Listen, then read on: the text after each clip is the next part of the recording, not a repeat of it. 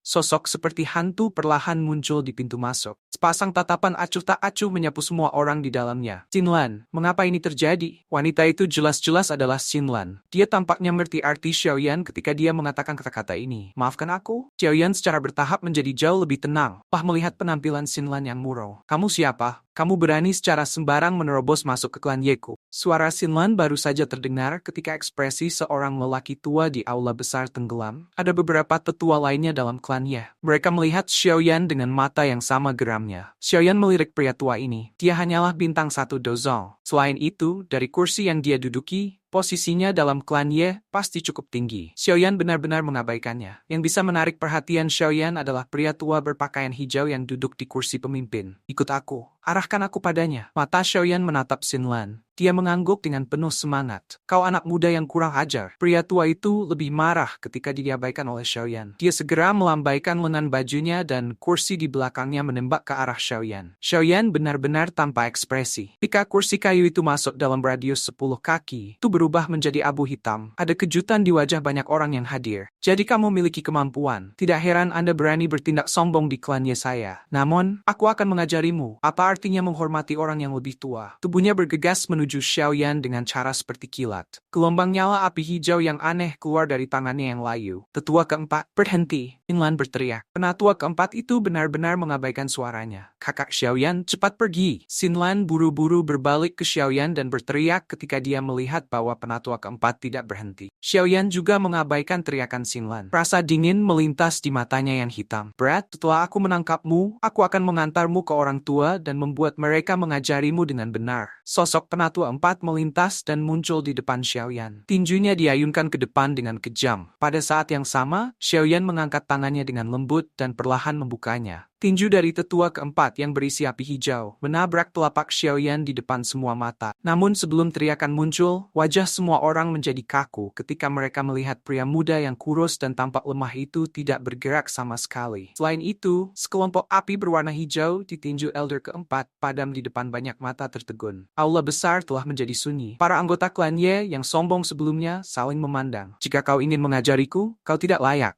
Xiaoyan sedikit mengangkat matanya. Tatapannya acuh tak acuh. Ekspresinya berubah senyum dingin. Kekuatan liar melonjak keluar dari lengan Xiaoyan ketika tangannya bergetar. Kekuatan tersembunyi yang mengandung api surgawi dengan ganas menghancurkan semua pertahanan tetua keempat. Wajahnya langsung memucat. Tubuhnya tampak menderita pukulan berat ketika ia terbang mundur dan bertubrukan dengan berat ke pilar besar di aula. Aula menjadi sunyi senyap ketika mereka melihat Elder keempat yang pingsan setelah memuntahkan darah. Xinlan tanpa sadar menutup mulut kecilnya. Kurang dari setahun tapi dia sudah sekuat ini. Mata Xinlan menatap wajah Xiaoyan. Ini alasan klan Ye telah menurun sampai keadaan seperti ini. Xiaoyan perlahan menarik tangannya. Pandangannya ke Xinlan. Ayo pergi. Berhenti. Dua pria tua berdiri. Kedua orang ini juga elit dozong. Kekuatan mereka lebih kuat daripada orang sebelumnya. Kekuatan mereka sekitar bintang 3 dozong. Tak lebih. Mereka menggerakkan tubuh mereka dan memblokir pintu keluar. Teman muda ini adalah klan Ye. Mengesampingkan tujuanmu ke sini, kamu telah melukai penatua klan kami. Hal ini tidak bisa dibenarkan. Meskipun klan Ye kita sedang dalam penurunan, itu tidak akan menerima diganggu oleh orang lain seenaknya. Orang tua berpakaian hijau berbicara. Wajah semua orang yang hadir menjadi sedikit gembira ketika mereka melihat pria tua berpakaian hijau ini membuka mulutnya. Bukan aku yang pertama menyerang. Selain itu, aku masih memiliki sesuatu untuk dilakukan. Xinlan harus pergi bersamaku sekarang. Saat ini aku tidak punya waktu untuk menemani Anda dalam mengejar masalah apapun. Mata Xiaoyan menatap pria itu. Dasar bocah sombong. Ekspresi dari dua tetua klan Ye tenggelam. Xinlan adalah anggota klan Ye saya. Dia bukan seseorang yang bisa kau bawa begitu saja. Penatua pertama, kakak Xiaoyan adalah orang yang saya sebutkan sebelumnya. Dengan bantuannya klan Ye pasti bisa memasuki kursi tower. Xinlan berbicara. Pria tua berpakaian hijau itu sedikit terkejut ketika mendengar kata-kata Xinlan. Dia memandang Xiaoyan. Bagaimana dia bisa menjadi penyelamat klan Ye seperti yang dikatakan Xinlan? Tidak perlu mengatakan apa-apa lagi. Saya punya pendapat sendiri tentang masalah ini. Pria tua berpakaian hijau itu berbicara. Teman muda, jika Anda benar-benar penolong yang diundang Xinlan, silakan sementara waktu tinggal di klan Ye dan memungkinkan kita untuk menyambutmu sebagai tuan rumah. Senyum dingin muncul di wajah Xiaoyan. Aku tidak tertarik membantu klan Yemo. Jika bukan karena Xinlan, aku bahkan tidak ingin datang ke tempat ini. Selain itu, saya punya sesuatu untuk diselesaikan sekarang, dan tidak punya waktu untuk membuang waktu dengan Anda. Xinlan harus pergi bersamaku sekarang. Kemarahan muncul di mata pria tua berpakaian hijau itu ketika dia melihat bahwa Xiaoyan tidak mau menyerah. Kalau begitu, izinkan aku melihat apakah kamu memiliki kemampuan dan kualifikasi untuk melakukannya. Ekspresi muram melintas di wajah Xiaoyan ketika dia melihat pria tua berpakaian hijau berdiri. Pergi cepat. Ekspresi Xinlan juga berubah. Doci perlahan melonjak dari tubuh tetua. Jika Anda teman Xinlan, silakan tetap di klan Ye untuk sementara waktu. Kita mungkin masih bisa melakukan diskusi. Mata pria tua berpakaian hijau itu menatap tajam ke arah Xiaoyan. Xiaoyan tanpa ekspresi. Ikuti aku. Tatapan Xiaoyan beralih ke Xinlan saat dia berbicara. Setelah itu, dia berbalik dan berjalan menuju pintu keluar aula. Tindakan Xiaoyan ini menyebabkan Xinlan terkejut. Dia tiba-tiba memepalkan gigi peraknya, berbalik dan mengikuti di belakang Xiaoyan. Penghinaan. Kemarahan segera melonjak ke wajah kedua tetua klan Ye. Keduanya menyerang serempak. Ekspresi Xiaoyan tidak berubah dalam menghadapi serangan oleh dua bintang 3 Dozong. Dia menjentikkan jarinya dan cahaya perak melintas. Kedua tangan bergegas ke arah satu sama lain seperti kilat. Setelah itu, mereka bertabrakan dengan sosok berwarna perak. Kontak ini menyebabkan ekspresi kedua tetua berubah secara drastis. Sebelum mereka bisa mundur, sepasang lengan logam dengan kejam mendarat di dada kedua tetua. Itu melepaskan kerusakan yang mengejutkan ketika tinju mendarat di tubuh kedua tetua. Akhirnya, mereka dipaksa keluar dari aula. Dua suap darah segar dikeluarkan segera setelah itu. Aula sekali lagi benar-benar sunyi senyap. Banyak orang diam-diam menelan seteguk air liur. Ini yang terakhir. Selanjutnya, saya tidak akan menunjukkan belas kasihan. Xiaoyan berbalik. Ekspresi suram pria tua berpakaian hijau di kursi pemimpin perlahan menjadi serius. Dia merasakan perasaan berbahaya dari boneka Xiaoyan. Saat ini boneka iblis telah sangat diperkuat setelah menyerap pil lightning di lembah api. Ia bisa bertarung langsung melawan bintang 7 Dozong. Ini boneka? Mata pria tua berpakaian hijau memperhatikan. Xiaoyan tidak menjawab. Dia memasukkan boneka iblis ke cincin penyimpanannya. Bisakah saya membawa Xinlan sekarang? Pria tua berpakaian hijau pandangannya terfokus pada Xiaoyan. Aku adalah Ye Zong, penatua pertama klan Ye. Apakah teman muda ini bernama Xiaoyan? Kemuraman di wajah pria tua berpakaian hijau itu perlahan ditarik saat dia menangkupkan tangannya ke Xiaoyan. Kekuatan yang Xiaoyan perlihatkan sudah cukup untuk mengguncang klan Ye saat ini. Oleh karena itu, nadanya jelas jauh lebih sopan daripada sebelumnya. Xiaoyan mengangguk dan berjalan keluar dari aula. Xinlan di belakangnya ragu-ragu. Penatua pertama, saya akan kembali begitu kakak lelaki Xiaoyan menyelesaikan masalahnya. Xinlan buru-buru mengikuti Xiaoyan. Ye Zong hanya bisa menghela nafas. Penatua pertama, penatua keempat segera berbicara. Ye Zong melambaikan tangannya. Lupakan, biarkan mereka pergi. Xiaoyan ini mungkin memang bukan orang biasa. Pan Ye mungkin benar-benar harus bergantung padanya kali ini. Bagaimana bisa? Dia mungkin sangat kuat. Tapi kekuatan kecil ini jauh dari cukup untuk membiarkan klan Ye kita memasuki kursi tetua Bill Tower. Jangan menaruh harapan pada orang yang latar belakangnya tidak kita tahu sedikit pun. Penatua keempat itu ragu-ragu sejenak sebelum berbicara. Kita tidak punya pilihan. Saat ini banyak faksi kuat yang mengarahkan pandangan mereka pada klan Ye kita. Jika kita tidak mengambil tindakan, mungkin klan Ye benar-benar akan selesai. Ye Zong menggelengkan kepalanya. Sekarang, ayo kita berharap pemuda ini benar-benar mampu seperti yang dikatakan oleh Xinlan. Selain itu, kemungkinan bahwa masalah hari ini telah memberinya kesan buruk tentang klan Ye kita. Ini juga masalah yang membuatku pusing. Xiaoyan meraih lengan Xinlan, telah membawanya keluar dari klan Ye. Dia terbang keluar kota. Anda pasti tahu masalah tentang Dr. Peri kecil kan? Xiaoyan segera bertanya. Xinlan sedikit mengangguk. Saat itu, Dr. Peri kecil, Ziyan, dan aku berhasil keluar dari area formasi. Setelah itu, kami menghabiskan beberapa bulan untuk ke wilayah Pil. Begitu kami tiba di wilayah Pil, sebuah faksi tak bermoral bernama Gerbang Yuxian mengarahkan perhatian pada Dr. Peri kecil Jie karena kecantikannya. Dalam kemarahannya, dia membunuh semua orang di faksi itu. Namun, kepala Yuxian Gate juga merupakan elit Dozong. Meskipun dia akhirnya sekarat ke tangan Dr. Peri kecil, dia juga menderita beberapa cedera. Kebetulan, itu mengakibatkan melemahnya segel dan tubuh racun meletus. Akhirnya diketahui oleh seseorang. Tubuh racun adalah bentuk dari bencana di wilayah Pil karena ada sejumlah bencana yang diakibatkan dari tubuh racun. Karena itu, berita tubuh racun baru saja menyebar ketika banyak faksi menyerangnya. Lembah Sungai Es adalah yang paling aktif. Namun, niat mereka bukan untuk menghancurkan tubuh racun, tapi ingin mendapatkan tubuh khusus ini karena Lembah Sungai Es suka mengumpulkan berbagai jenis tubuh unik. Setelah itu, mereka akan menggunakan metode khusus untuk memindahkan jiwa seorang ahli dalam lembah ke dalam tubuh. Dengan demikian, mereka akan dapat memperoleh beberapa kemampuan di tubuhnya. Ekspresi Xiaoyan secara bertahap menjadi gelap. Beberapa waktu sebelumnya, tempat persembunyian dokter peri kecil ditemukan oleh lembah sungai es. Setelah itu, dia bertukar pukulan dengan para ahli pihak lain dan menderita cedera serius. Kakak Xiaoyan, Xinlan tidak berguna. Aku bahkan tidak bisa membantu. Mata Xinlan juga memerah ketika dia berbicara. Xiaoyan melambaikan tangannya. Ini bukan salahmu. Kamu pasti tahu di mana dokter peri kecil saat ini berada kan? Ya, saya telah menerima informasi yang dikirim oleh dokter peri kecil. Namun, tempat itu saat ini dikelilingi oleh para ahli dari lembah es. Saya bahkan tidak bisa masuk. Xinlan berkata, di mana itu? Xiaoyan bertanya. Fallen God Stream, ucap. Meskipun dokter peri kecil telah melarikan diri dari pengepungan lembah sungai es, dia mengalami cedera serius dan tidak berani mengungkapkan dirinya. Namun, Fallen God Stream dikelilingi oleh lembah sungai es. Medan di sana mungkin rumit, tetapi hanya masalah waktu sebelum dia ditemukan. Xinlan dengan lembut berkata, Kakak Xiaoyan, apa yang akan kamu lakukan sekarang? Pergi ke Fallen God Stream. Xiaoyan berdiri, matanya memandang ke utara. Kalau begitu, aku akan memimpin jalan. Aku tahu cara menemukan dokter peri kecil begitu aku memasuki Fallen God Stream. Xinlan memberitahu. Xiaoyan sedikit mengangguk. Oh ya, di mana Ziyan? Apakah dia di samping dokter peri kecil? Ziyan? Xinlan kaget. Dia menghilang tidak lama setelah kami tiba di wilayah Pil. Hilang? Ekspresi Xiaoyan segera berubah. Dia meninggalkan pesan untuk kita, bahwa dia tiba-tiba merasakan sesuatu dan ingin kembali ke rumah. Kembali ke rumah? Xiaoyan dengan erat merajut alisnya. Identitas Ziyan selalu menjadi misteri. Semoga gadis itu baik-baik saja. Sekarang, kita hanya bisa menunggu sampai masalah dokter peri kecil diselesaikan sebelum mencarinya. Xiaoyan menghela nafas. Dia sekali lagi meraih Xinlan dan menggerakkan tubuhnya, bergegas ke langit utara saat dia melakukan